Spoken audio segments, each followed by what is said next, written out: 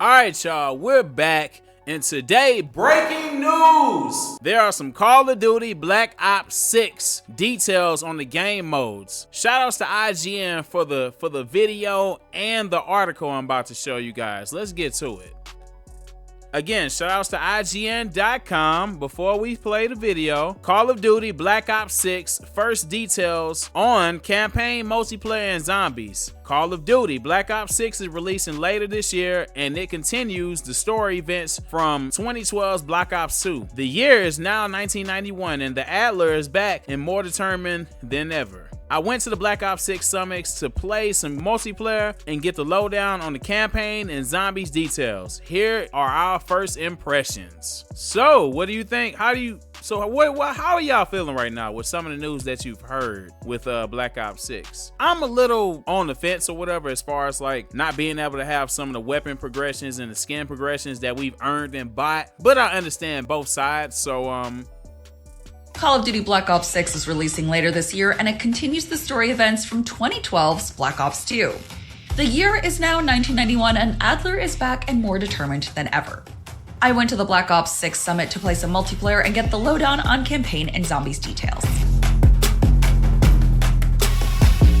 Shout out Stella Chung. This was written by Stella Chung. The campaign for Black Ops 6. Shout outs to IGN for this again, and the writer was Stella Chung. Shout outs to them. Got to give them credit while it's due. I'm learning every day. 6 picks up after the events of Cold War and Black Ops 2. The official timeline was revealed to be Black Ops 1, Cold War, Black Ops 2, Black Ops 6, Black Ops 4, and then Black Ops 3. Cold War takes place in 1981, while Black Ops 2 is set in 1989.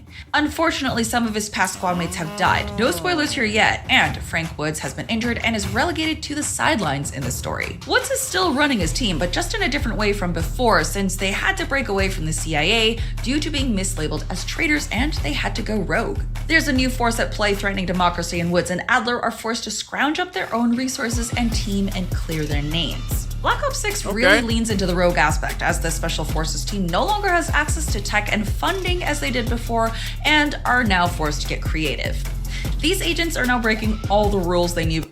Okay, before I go finish this or whatnot. I guess they're saying it's 1989. I guess between that time period, I guess that makes sense on why we're not getting some of the skin progressions. Well, I guess it's in a different time period, so now I see why they're not going to keep some of the progressions that are current, I guess, as far as skins though. But it's a video game. Like, come on. Before and aren't really bound to any morals they've previously agreed to either, so we're going to see them get really creative and especially violent. The campaign really seems to revolve around a whatever it takes theme and an at all costs mindset. A lot of features from Cold War will be returning to Black Ops 6, like the safe room you can return to after missions and puzzles you can solve for that you can find in the world. In addition to returning mechanics, we're also getting more story options with new dialogue trees with your companions and multiple ways to complete missions. Black Ops 6 is definitely branching out from just being your typical Call of Duty spy espionage storyline to being a fully fledged campaign story experience that is tailored to how you want to play. When you speak with your teammates in safe houses or in the world, you're able to choose different dialogue options that will then open up unique connections and conversations. In these dialogue trees, there'll be better looks into the Black Ops lore and references to previous games as they fit into the story. Black Ops 6 brings back... Okay. So let's talk about campaign mode so far. So what I got from it is they're going to go really in depth on the story, which is super dope. I've seen some new characters and stuff. Well, not new characters, but you know, some interesting characters added to the mix. What's super dope they're adding though, for real, is the number of safe houses, or safe rooms, or safe houses, or whatever that they're going to have spread throughout the game. So you're not going to just have one that you can go to. You're going to have a bunch of safe rooms. I think that's what they call it. Safe rooms that we're going to be able to go to get, you know, access more weapons, put our ammo there. I'm not sure if it's going to be clothes or whatever there, which is not really needed or whatever. You're trying to go to war or whatnot. But yeah, though, man, it's the storyline like this keeps me interested, and it looks like that they put thought into it. On to the zombies mode. classic round-based zombies. The zombie storyline, meanwhile, is directly continuing from Cold War's campaign where, spoiler alert, Richtofen is revealed to be the director who's locked up Gregory Weaver, Elizabeth Gray, and Mac Carver. The story follows Dr. Peck, who's shown at the ending of the Cold War campaign in Japan in the year 1990, looking for some old friends. Peck is specifically looking to rescue his old crew with a new companion, Maya Aguinaldo, off to a prison island that definitely looks and feels like Alcatraz. You can play zombies as any of the operators you have, but if you play using any of the characters in the story, such as Weaver, Gray, Carver, and Aguinaldo, you'll be able to progress the storyline and get additional dialogue related to that campaign. There will be 2 brand new maps at launch, Liberty Falls and Terminus, which is the prison site. Liberty Falls is set in the Appalachian Mountains in a small town with lots of buildings to expand. So you hear that? At launch, we're going to get 2 new maps with zombies, Liberty Falls and, let me run it back. Was it Liberty Falls and what? In a small town with lots of buildings to expand your runs with, while Terminus has the prison site. Liberty Falls is set in the Appalachian Mountains in a small town with lots of buildings to expand your runs with, while Terminus has multi-level areas set on a small island. So we have 2 new maps that's going to be coming at launch for Black Ops 6. Liberty Falls and Terminus. So yeah. So you can gain several vantage points unlocking the different levels on the map.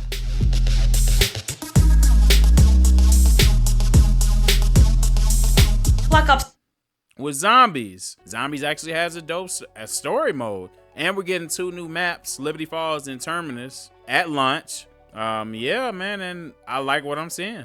So I can't even be mad about the not being able to bring over the progression because we all starting new, we're starting fresh. Yeah, it just looks good so far, man. Like I don't want to say it's gonna be game of the year, but it might be. Let's go ahead and go to my favorite part. My favorite part of Call of Duty, multiplayer. Good old multiplayer, regular multiplayer.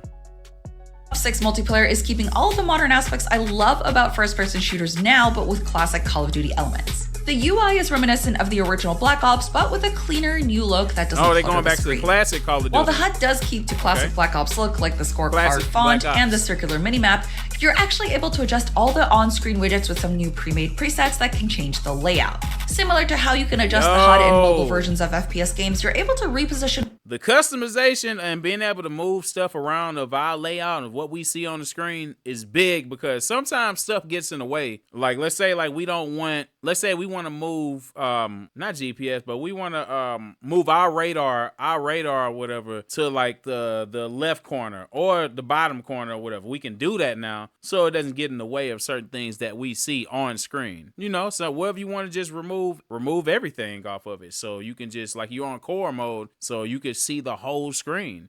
You have that option now. You do whatever you want. Where the on-screen widgets are and change the minimap to square if you prefer. Hardcore players can rejoice because Classic Prestige is returning with 10 total Prestige levels. The max level to hit before you can roll to Prestige is 55, and you can unlock Prestige Master at 1,000 levels.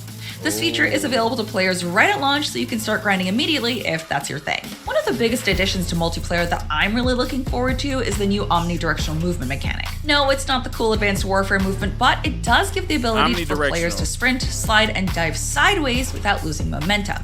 In my opinion, Call of Duty has always suffered in terms of modern FPS movement mechanics due to it leaning more into the realistic side of military games. Based on what I've seen so far, I'm glad for the change. It's not something that's never been seen before in an FPS, but it's definitely the first time it's being used in a Call of Duty title, and I anticipate some players needing an adjustment period to get used to that mechanic, specifically if you're a controller player. You can turn the option off, but having played a few matches of multiplayer, I can tell you right now that if you do not utilize the movement tech, you will be at a heavy disadvantage. How far the new movement mechanics will go, I'm not sure. I did ask the developers if tap strafing, the ability to change directions midair, would be possible now in Black Ops 6 due to the omnidirectional movement, but was not given a concrete answer. I think it'll take veteran players some time to get used to, and the especially technically talented players will definitely jump ahead in skill level at launch. However, I will say the movement felt incredibly smooth and the sliding and jumping chaining felt really satisfying, especially on keyboard and mouse. If you want to optimize your movement in-game even further, that's actually a new intelligent movement button assist system that you can turn on to auto sprint, auto tactical sprint, auto mantle, and even auto crouch when you're walking for a certain amount of time. Automating a lot of these movements will make game flow much easier for yourself, and you can focus on the new omnidirectional movement tech instead. Just running around. Along now with new movement mechanics, there are new loadouts with combat specialties and a dedicated melee weapon. So your loadout will now consist of one primary weapon, one secondary weapon, and one melee weapon. Oh. With perks, there are 3 combat specialties: Enforcer perks, Recon perks, and Strategist perks. If you select 3 of the same type of perk, so three weapons, first weapon, secondary weapon, and then a melee weapon. Into your loadout, you'll get a 4th extra perk that aids your specific playstyle. You can build up to 10 custom classes that will allow you to have up to 5 attachments as default, but you can unlock 8 with the special wildcard.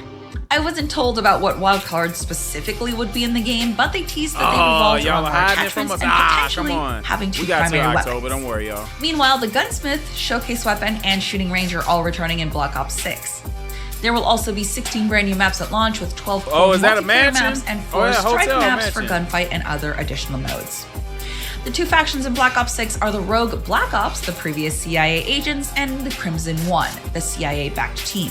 There are also 12 new weapons that are era appropriate for 1991 and new equipment and field upgrades. A few examples include an older prototype for the RCXD, which is a crude little RC car with a bomb attached to the top of it, and Warcry, a field upgrade that allows you to smash 2 players together to give you and nearby teammates a temporary buff. Overall, I'm really excited to see how multiplayer in Zombies will play out in beta and launch, since the time I got in multiplayer seemed very promising, especially with the new movement and intelligent button assist mechanics. All right, y'all heard that. If y'all thinking that I'm not gonna use Omni movement, I'm gonna play the same. All right, don't take advantage of Omni movement and see if you don't be dying a lot. A lot of people be dying already a lot with just the regular movement. Take advantage and learn stuff from this game, because I know I am. Are you excited for Black Ops 6? Absolutely. Let us know. For more Black Ops 6 news and upcoming review, be sure to stay right here at IGN.